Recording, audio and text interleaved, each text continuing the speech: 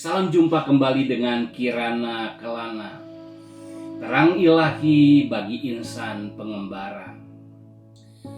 Kirana Kelana pagi hari ini diambil dari kitab Matius pasal 1 ayat 12 sampai dengan 16. Sesudah pembuangan ke Babel, Yehonya memperanakan Sealtiel. Sealtiel memperanakan Zerubabel. Zerubabel memperanakan Abihud. Abihud memperanakan Eliakim. Eliakim memperanakan Asor. Asor memperanakan Sadok. Sadok memperanakan Akim. Akim memperanakan Eliud. Eliud memperanakan Eliasar. Eliasar memperanakan Matan. Matan memperanakan Yakub. Yakub memperanakan Yusuf, suami Maria yang melahirkan Yesus yang disebut Kristus. Nama-nama di atas tidak familiar di telinga kita. Mari ingat lagi, ada 3 fase atau zaman yang disebutkan berkenaan dengan silsilah Yesus Kristus di dalam Matius pasal 1 ini. Fase atau zaman pertama dari Abraham sampai Raja Daud. Orang-orang di zaman ini adalah para leluhur atau nenek moyang Israel. Mereka seperti pionir dalam iman untuk mendatangkan kerajaan. Fase atau zaman kedua dari Raja Daud sampai Yosia, orang-orang di zaman ini adalah para raja-raja. Inilah masa kerajaan bagi Israel dan Yehuda. Nah, di fase atau zaman ketiga dari Yehonya sampai datangnya Yesus, orang-orang di zaman ini adalah orang-orang dalam pembuangan dan juga di masa sunyi, di mana tidak ada pernyataan firman Allah sampai datangnya Yesus Kristus. Mereka adalah orang-orang biasa, orang-orang sederhana. Dengan melihat ketiga zaman ini dan orang-orang yang ada di dalamnya, kita melihat bagaimana Tuhan memakai siapa saja demi mendatangkan Yesus Kristus ke bumi untuk menyatakan kerajaan Allah. Mula-mula Tuhan memakai para pionir iman, para perintis, para pendahulu.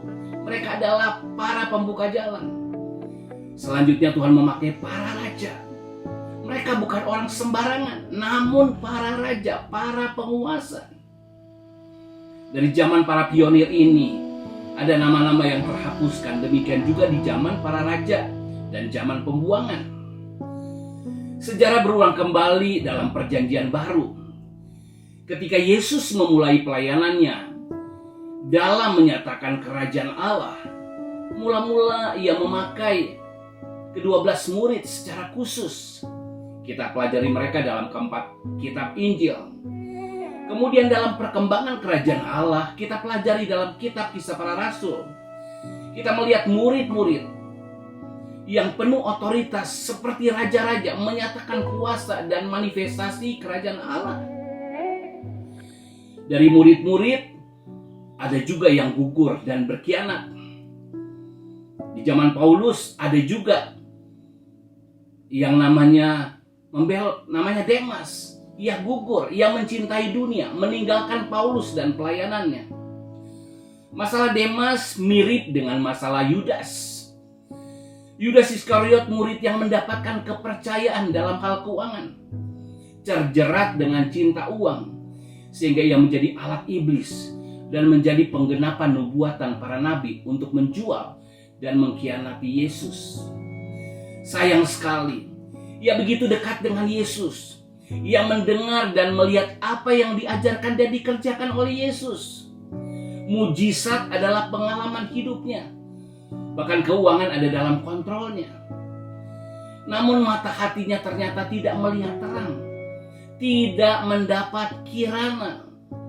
Ia berjalan bersama-sama dengan Yesus, sang terang dunia, tapi matanya dibutakan oleh ilah zaman ini melalui cinta akan uang. Hidup berjalan bersama Yesus, tapi ia terus berkelana, tetap sebagai pengembara yang tidak punya tujuan yang jelas, sampai akhirnya ia binasa. Nama Yudas berasal dari nama perjanjian lama Yehuda, yang artinya memuji. Namun Yudas tidak memuji atau memuliakan Tuhan, namun ia memuji dan memuliakan uang. ia menyembah Mammon. Akhirnya kedudukannya secara undian digantikan oleh Matias. Tetapi kalau kita melihat dengan jelas dalam Perjanjian Baru, secara urapan ia digantikan oleh Paulus. Saulus, nama lama Paulus, adalah manusia yang ganas dan hatinya berkobar-kobar. Ia sedang menjalani misi membasmi umat Tuhan yang dalam pikirannya ia melakukan kebenaran. Namun ia mendapat terang ilahi. Ia mendapat kirana dalam kelananya, membuat ia berbalik dari pembasmi umat Tuhan menjadi pengasih umat Tuhan. Dan Tuhan memakai dia dengan dahsyatnya. Melihat zaman bapa leluhur, zaman raja-raja, dan zaman pembuangan, ternyata Tuhan tidak hanya memakai para pionir atau raja-raja untuk mendatangkan Yesus Kristus. Tuhan juga memakai orang-orang biasa, orang sederhana. Ada banyak nama dalam zaman pembuangan. Kita sulit untuk melihat referensi nama mereka dan kipa mereka dalam Alkitab. Namun mereka dipakai Tuhan dalam silsilah untuk mendatangkan Yesus Kristus. Biar juga sejarah berulang bahwa Tuhan mau memakai orang biasa, orang sederhana seperti saya dan saudara untuk mempersiapkan kedatangan Yesus Kristus kali yang kedua.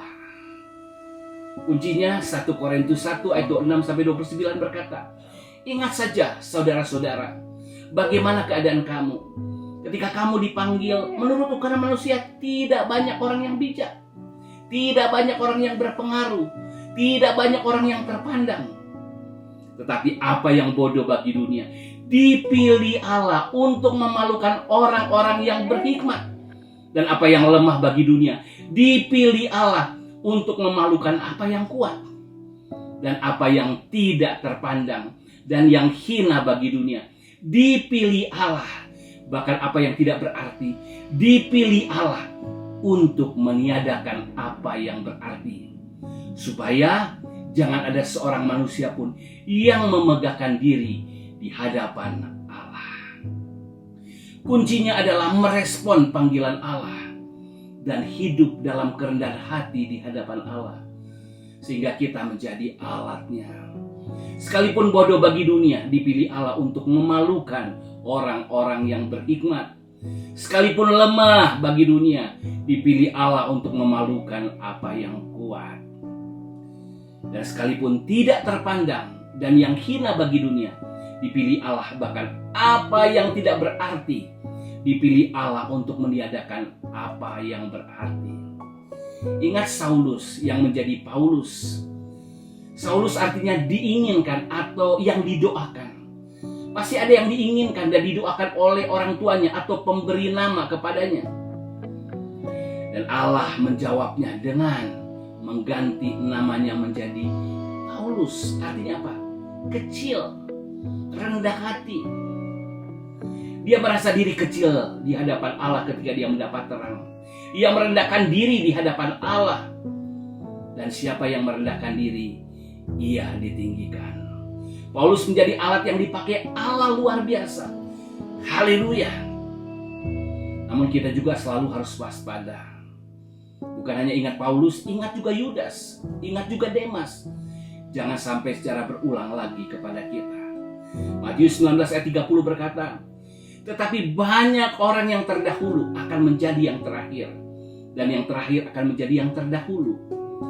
Biar kita yang sudah dipanggil, kita juga setia dalam pilihannya. Haleluya. Tuhan Yesus